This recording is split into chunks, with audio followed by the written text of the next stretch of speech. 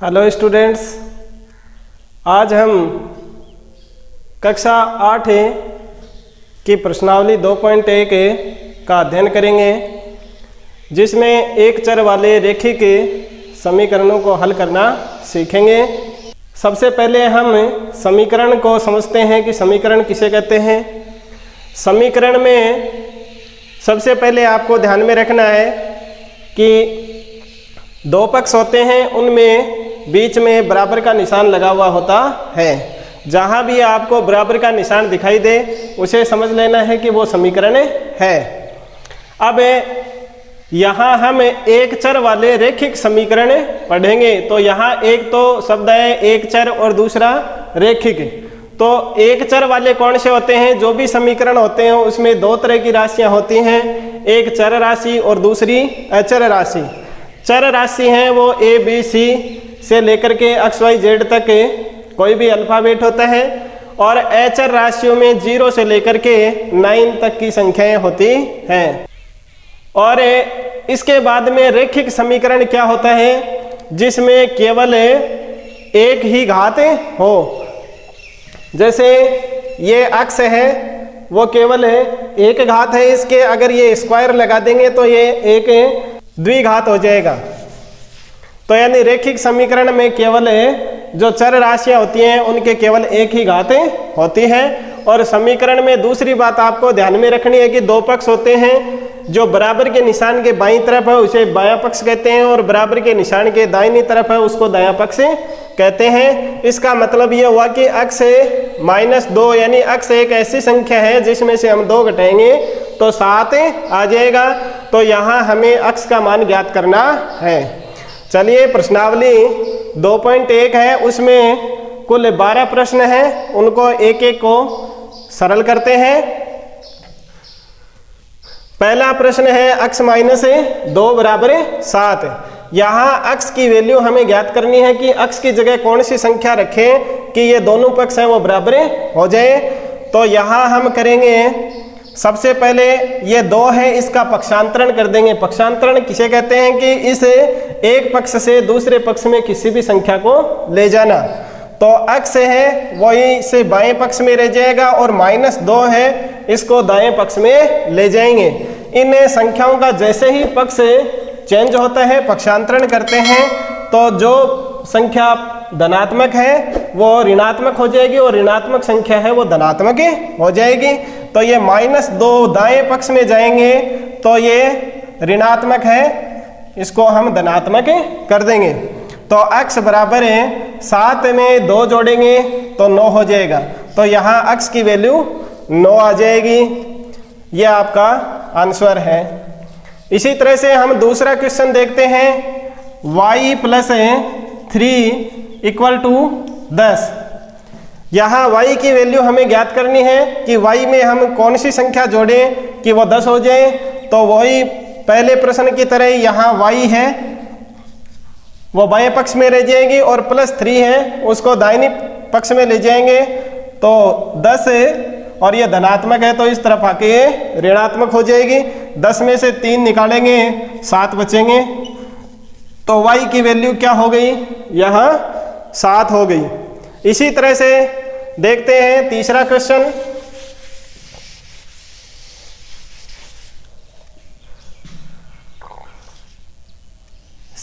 छः बराबर है z + 2। अब यहाँ देखिए, जो चर और अचर राशियां हैं वो किसी भी पक्ष में हो सकती हैं।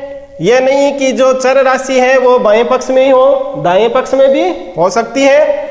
तो आप इसी समीकरण को अपनी सुविधा अनुसार ऐसे भी रख सकते हैं, बात एक ही है। अब यहाँ देखिए, उसी तरह से कर लेंगे पुनः।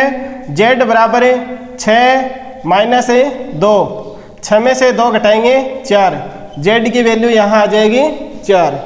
इसी तरह से अगला क्वेश्चन देखते हैं। यहाँ बटा वाली संख्याएं हैं, 3/7 प्लस अक्ष बराबर 17/7। ज़्यादातर स्टूडेंट्स हैं वो बटा वाली संख्याएं देख करके घबरा जाते हैं। इसमें कुछ नहीं करना है, सेम उसी तरह से करना है, वही जोड़ बाकी। और जो बटाऊ वाली संख्याएं आप पूर्व में हल करते आ रहे हैं, लघुत्तम लेके आपको सरल करनी है। तो यहाँ x बराबर है 17/7। जिस संख्या के पहले कोई निशान नहीं होता है वो धनात्मक संख्या होती है। अब इस दूसरे पक्ष में इसको ले जाएंगे तो हो जाएगी 3-3/7। अब देखिए बटा में दोनों संख्याएं सेम है, तो जो बटा वाली संख्या है उसमें अगर हर वाली संख्याएं समान होती हैं तो हर को एक बार लिख देते हैं, और ऊपर वाली संख्याओं में यदि जोड़ है तो उनका जोड़ कर देंगे, और बाकी है तो बाकी कर देंगे। 17 में से 3 घटाएंगे 14 बचेंगे, बटे में 7, 14 में 7 का भाग देंगे 2 आ जाएगा। तो यहाँ x की वैल्यू 2 आ जाएगी, ये आपका आंसर है। इसी तरह से अगला क्वेश्चन देखते हैं, सिंपल है। 6x बराबर है 12। अब यहाँ देखिए प्लस और माइनस वाली संख्याएं हैं, वो तो दूसरे पक्ष में जाती हैं तो प्लस वाली माइनस हो जाती है और माइनस वाली प्लस हो जाती है। अब यहाँ 6 है वो x के साथ में मल्टीप्लाई हो रही है यानी गुणा हो रही है, तो दूसरे पक्ष में जाएगी तो ये भाग में हो जाएगी। अगर भाग वाली संख्या का हम पक्षांतरण करेंगे तो वो गुणा में हो जाएगी, और गुणा वाली का करेंगे तो भाग में कन्वर्ट हो जाएगी। x बराबर है 12। अब 6 है वो गुणा में है तो इस तरफ आकर के भाग हो जाएगी। भाग को हम बटा के रूप में भी लिख सकते हैं। 6 का भाग 12 में देंगे तो 2 आंसर आ जाएगा।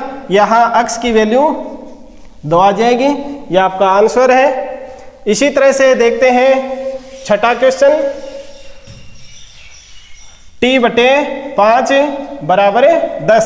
अब यहाँ देखिए भाग में है तो ये उस तरफ जाकर के गुणा में हो जाएगी। t बराबर है 10 गुणा 5। यहाँ t है वो भाग में t के भाग में 5 है तो 5 दूसरे पक्ष में जाकर के मल्टीप्लाई हो जाएगी। तो 10 को 5 से गुणा करेंगे 50 आ जाएगा। तो यहाँ t की वैल्यू 50 हो जाएगी। अब इसके बाद में अगला क्वेश्चन देखते हैं, 2x/3 बराबर 18। 2x/3 बराबर 18। यहाँ भी देखिए भाग वाला है। आपको इसको करने का दूसरा तरीका ये भी है कि जो सिंगल संख्या है उसके बटा में 1 लगा लो, और अब यहाँ क्रॉस मल्टीप्लाई कर दो, यानी 3 को 18 से गुणा कर दो और 1 को 2x से गुणा कर दो। तो 2x बराबर 18/18 × 3। अब x बराबर 18 गुणा 3, ये यहाँ मल्टीप्लाई है तो यहाँ भाग में हो जाएगी 2। 2 का भाग 18 में देंगे 9 आएगा, और 9 को हम 3 से गुणा कर देंगे तो 9 × 27। यहाँ x की वैल्यू 27 आ जाएगी। इस सवाल को आप इस तरह से भी कर सकते हैं, और वैसे करना चाहें तो 2x बराबर 18 गुणा 3, जो पूर्व में मैंने तरीका बताया उस तरीके से भी आप कर सकते हैं, और बाद में वही पक्षांतरण आपको करना है। अगला क्वेश्चन है, 16 बराबर y/15। वही आपको करना है, इसमें भी क्रॉस मल्टीप्लाई कर दीजिए। इसके नीचे 1 मान लीजिए, 1 को y से गुणा कर देंगे y, और बराबर 16 × 15। इनको मल्टीप्लाई कर दीजिए। 15 × 6 = 90, 0 90 का 0 असल की 9, 15 एकम 15, 15 और 9 24। तो y की वैल्यू यहाँ आ जाएगी 240। इस तरह से इस सवाल को हल कर सकते हैं। इसके बाद में 9वां क्वेश्चन देखते हैं, 7x - 9 बराबर 16। यहाँ आपको सबसे पहले पक्षांतरण करना है। 7x बराबर 16, ये माइनस की है, इस पक्ष में जाकर के प्लस की हो जाएगी, और x बराबर 16 में आप जोड़ दें 9 को तो होगा 25, और ये 7 है वो इस तरफ जाकर के भाग में हो जाएगा। तो x की वैल्यू यहाँ हो जाएगी 25/7। ये आपका आंसर है। अगला क्वेश्चन देखते हैं,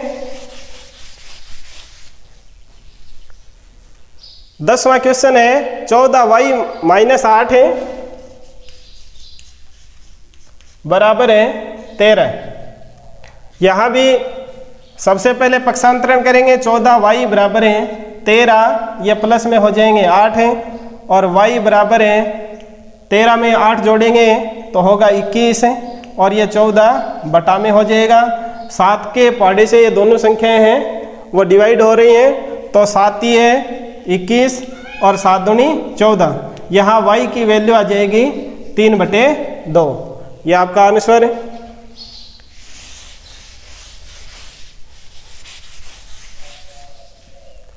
इसके बाद में अगला क्वेश्चन है 11वां क्वेश्चन है। 17 प्लस है 6p बराबर है 9। 17 प्लस 6p बराबर है 9। यहाँ 17 का करेंगे पक्षांतरण। 6p बराबर है 9 माइनस है 17। यहाँ प्लस में था 17, इस तरफ जाकर के माइनस में हो जाएगा। p बराबर है 9 में से 17 माइनस करेंगे तो यहाँ देखें माइनस वाली संख्या बड़ी है, इसलिए जो संख्या बचेगी वो माइनस की बचेगी 8, और ये 6 यहाँ गुणा में था, इस तरफ हो जाएगा भाग में। 2 के पहाड़े से ये दोनों संख्याएं डिवाइड हो रही हैं, तो 2 का भाग 8 में देंगे 4 आएगा माइनस का, और 2 का भाग 6 में देंगे तो 3 आएगा। यहाँ आंसर p का हो जाएगा, p की वैल्यू 4 -4/3। तो इस तरह से आप इस क्वेश्चन को हल कर सकते हैं। इस प्रश्नावली का अंतिम क्वेश्चन x/3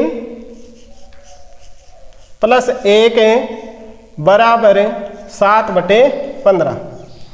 अब देखें इस तरह के सवाल हैं, उनको सबसे पहले हल करना है यहाँ लघुत्तम लेकर के, यानी सिंगल संख्याएं नहीं है, बटा में है, और इस तरफ पहले प्लस और माइनस की संख्या है, तो इनको हम पहले लघुत्तम लेकर के सरल करेंगे। दोनों का लसाअ पे आएगा 3।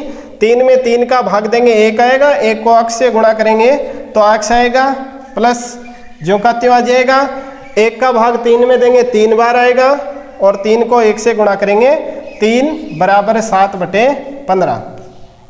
अब यहाँ हल करने से आया x प्लस 3/3 बराबर 7/15।